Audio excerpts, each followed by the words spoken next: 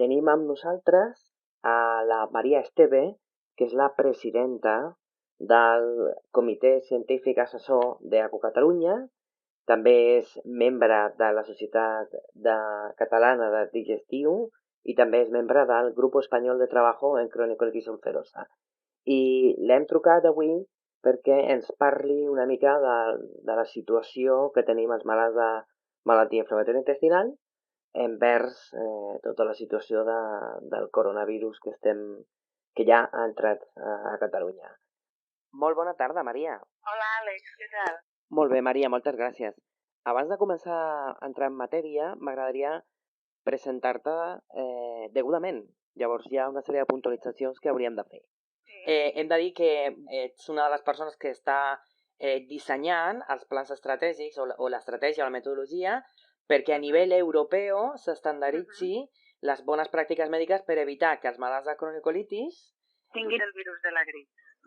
Jo estic precisament participant en la guia ECO de prevenció i tractament de la infecció oportunista i em cuido en particular de fer les recomanacions del virus de la grip. O sigui que segurament haurem de posar algun addendum respecte al maneig en el futur del coronavirus. Penso que en primer lloc, Maria, hem d'explicar així per sobre, tot i que vosaltres sou del món de la digestologia, explicar una miqueta per sobre què és el coronavirus, perquè la gent no té només una visió, diguem-ne, feta a partir del que s'està dient a la televisió, potser és una visió exagerada, i entendre-ho una mica en context dintre de les diverses cepes de coronavirus que hem tingut amb els últims anys, penso que ajudaria a entendre exactament a què ens estem enfrontant. Bueno, és un virus que el reservori està en els animals, com molts virus, i que es transmet, sembla, perquè de tot això també se n'està aprenent, però que es transmet bàsicament per via respiratòria i per contacte. És una forma de transmissió molt semblant a la de molts altres virus. De fet, posem com a model el virus de la grip, que és un virus molt més conegut des de fa molts anys i que ens afecta tots els hiverns i que, per tant, doncs, les mesures de precaució han de ser molt similars.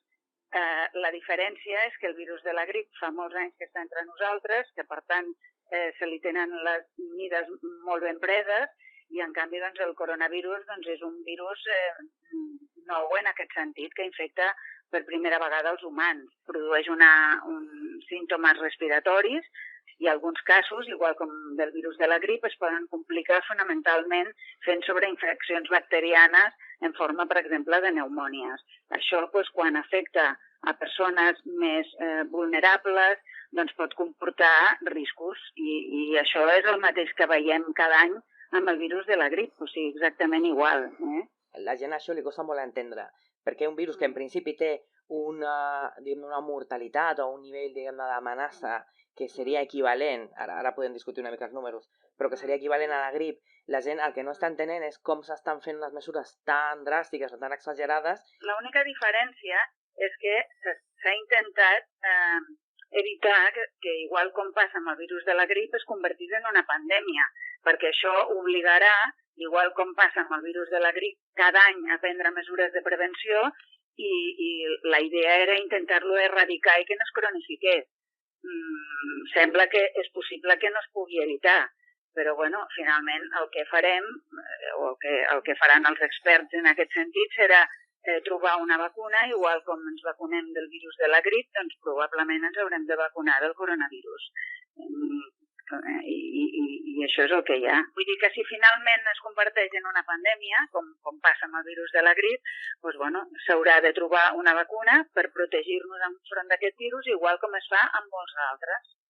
Tot just fa 48 hores de la nostra comunicació inicial, on nosaltres, les societats de pacients, us vam demanar que us pronunciéssiu. Primer de tot, us hem d'agrair la vostra velocitat a l'hora de treballar, perquè en qüestió de 2 dies ja tenim una nota i no ens podem queixar. Ara bé, hi ha moltes preguntes en aquest comunicat y la primera sería, hi ha una part que diu el único medicamento que se ha asociado con un mayor riesgo de gripe son los corticosteroides. Això què vol dir per als pacients ara mateix? Què vol dir això?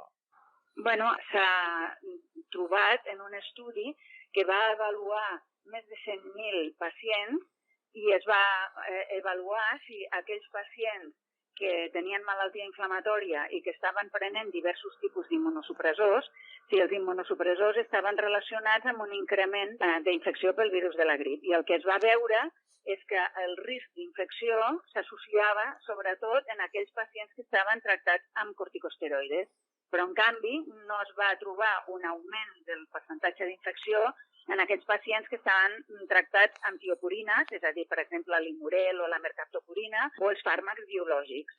Val? Per tant, en aquest sentit, nosaltres volem transmetre tranquil·litat de dir és que els riscos de l'abandonament del tractament en aquest moment clarament superen els riscos potencials de poder tenir una infecció per coronavirus, perquè els nostres pacients amb malaltia inflamatòria tenen a vegades infeccions i nosaltres ens enfrontem amb això i els tractem adequadament en funció de l'agent causal. Per tant, estem preparats per tractar qualsevol complicació infecciosa i eventualment, en el cas que es produís una infecció per coronavirus, doncs també hauríem d'actuar exactament igual. És a dir, nosaltres a l'hospital, quan hi ha sospita, per exemple, que un pacient amb malaltia inflamatòria immunosuprimit del virus de la grip, doncs li fem el frotis per determinació del virus. Maria, hi ha un altre punt que penso que és molt important, perquè hi ha molts pacients que han estat insinuant aquests dies que potser seria millor deixar els biològics. Què passaria exactament en el cas dels biològics? Perquè els biològics es produeix un fenomen que és la immunogenicitat. Podem explicar als nostres oients en què consisteix aquesta immunogenicitat que tenen els biològics? El que passa és que l'organisme a vegades té tendència a fer anticossos contra aquest biològic. Quan un pacient deixa el tractament biològic, quan a vegades el tornem a reintroduir al cap de temps, quan hi ha un període que en diem de finestra, el que pot passar és que es faci una reacció a la infusió.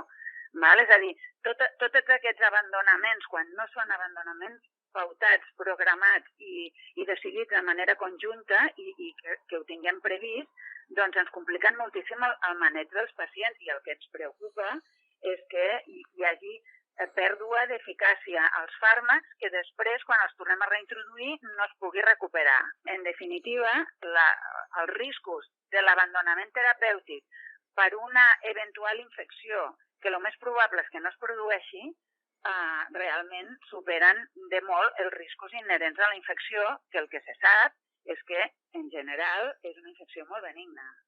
De moment, la taxa de mortalitat d'aquest virus és inferior a la grip convencional. Sí, el que se sap fins ara és que està al voltant del 2%, però això també va variant, perquè, esclar, al principi es diagnosticaven només els casos més greus, i, per tant, les xifres de mortalitat al principi eren molt elevades. Això és el que passa, per exemple, a l'Iran.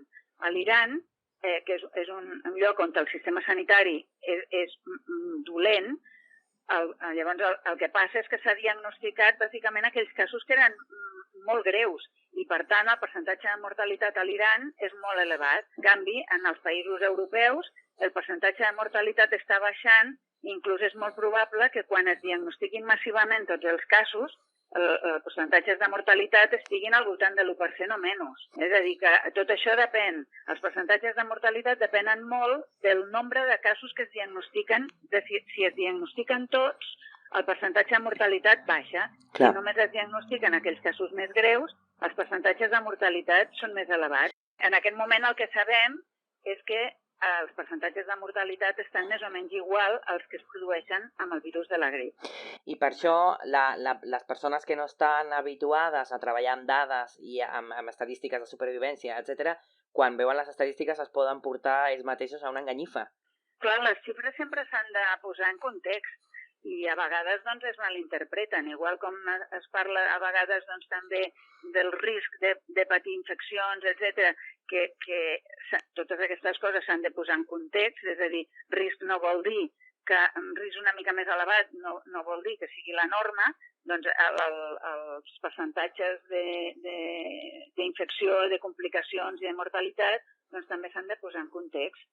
I per últim, una cosa que també estem observant molt és que la gent es posen les mascarilles pensant que això els protegeix i a més estan fent servir mascarilles de tipus quirúrgic, que són les de paper, que sabem que no tenen els filtres, diguem-ne, els nivells o els estàndards de qualitat necessaris per protegir el portador de la màscara de qualsevol patogen similar a un coronavirus. Llavors, en aquest sentit, com els expliquem als pacients que això no té cap sentit? Bueno, és que és així. És a dir, això no té cap sentit de que tota la població vagi amb mascareta.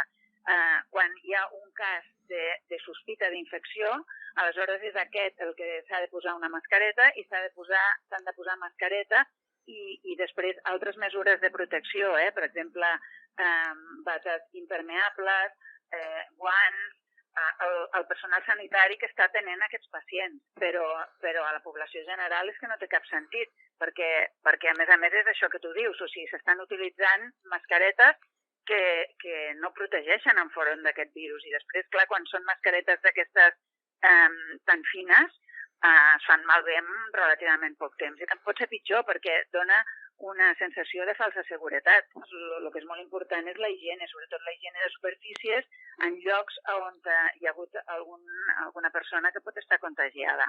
Voldria fer un altre comentari o fer alguna conclusió? Bueno, en resum, això s'ha dit del dret i del revés, que sobretot que tranquil·litat. Jo entenc que perquè, clar, per les persones que s'ho veuen des de fora, de dir, sí, m'estan dient tranquil·litat, però després estan confinant a centenars de milers de persones a tot el món, doncs potser és que no he d'estar tan tranquil com realment em diuen.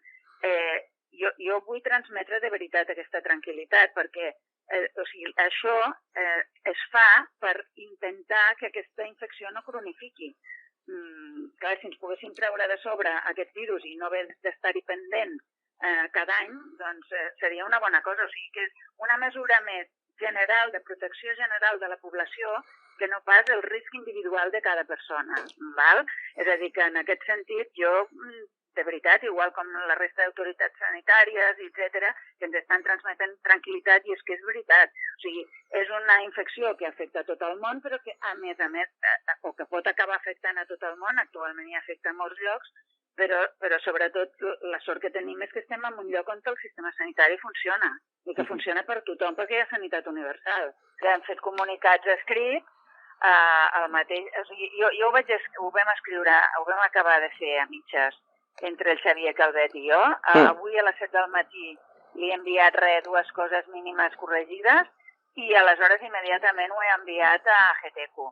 I ells ho han traduït i tal qual ho han penjat a GTQ. Vull dir que han anat ràpids perquè va bé que la gent com més aviat millor ho sàpiga. I ara em sembla que ho penjaran també a la Societat Catalana de Digestiu. O sigui que, vull dir que almenys vegin que la gent del Pla Estratègic de Malaltia Inflamatòria aquí a Catalunya estem tots d'acord, però no ha d'alarmar de cap manera perquè és un tipus de virus molt semblant al virus de la grip. Aprofito per agrair-te perquè en només 48 hores, des que us hem trucat des de Catalunya, heu donat resposta. Moltíssimes gràcies per atendre'ns. A tu, Àlex.